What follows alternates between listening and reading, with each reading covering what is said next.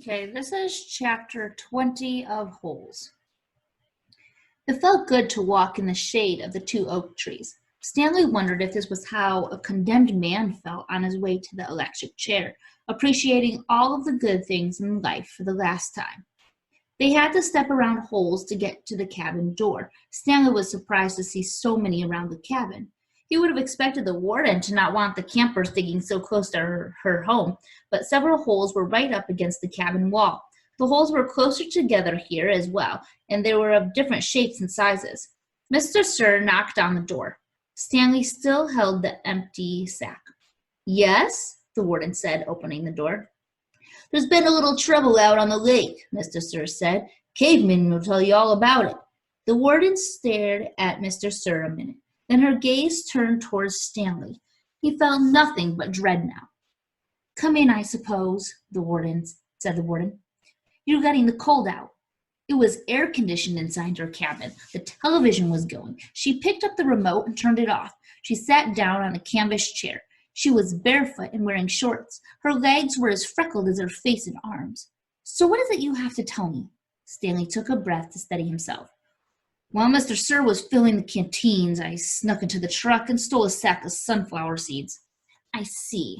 She turned to Mr. Sir. "That's what you brought him here?"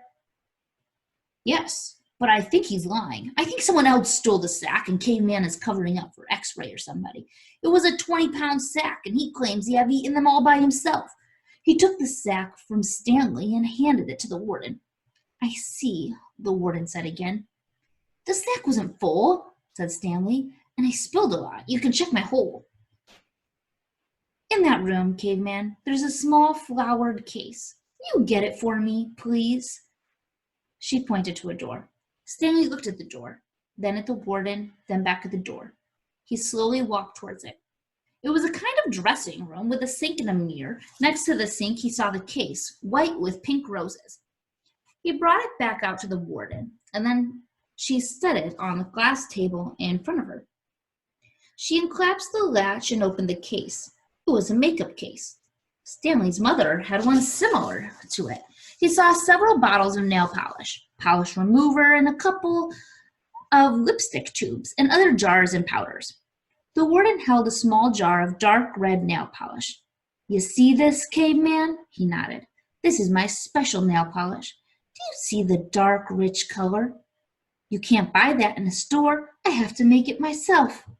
Stanley had no idea why she was showing it to him. He wondered why the warden would ever have the need to wear nail polish or makeup. "Do you want to know my secret ingredient?"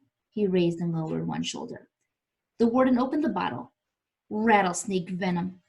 With a small paintbrush, she began applying it to the nails on her left hand. "It's perfectly harmless when it's dry."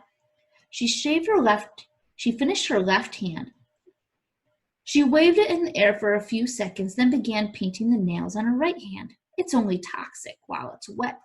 She finished painting her nails, then stood up. She reached over and touched Stanley's face with her fingers. She ran her sharp, wet nails very gently down his cheek. He felt his skin tingle. The nail on her pinky just barely touched the wound behind his ear. A sharp sting of pain caused him to jump back.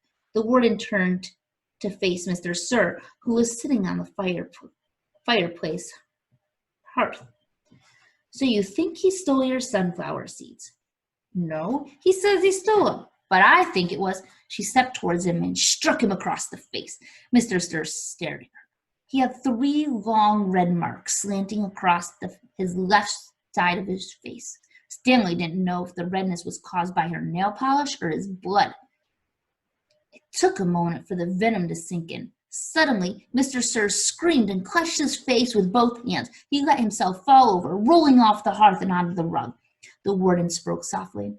"I don't especially care about your sunflower seeds," Mr. Sir moaned. "If you must know," said the warden, "I like it better when you smoked." For a second, Mr. Sir's pain seemed to recede. He took several long, deep breaths, and then his head jerked violently, and he let out a shrill scream, worse than the one before. The warden turned to Stanley. "I suggest you go back to your hole now." Stanley started to go, but Mr. Sir lay in the way. Stanley could see the muscles on his face jump and twitch. His body writhed in agony. Stanley stepped carefully over him. Is he... Excuse me, said the warden. Stanley was too frightened to speak. He's not going to die, the warden said. Unfortunately for you.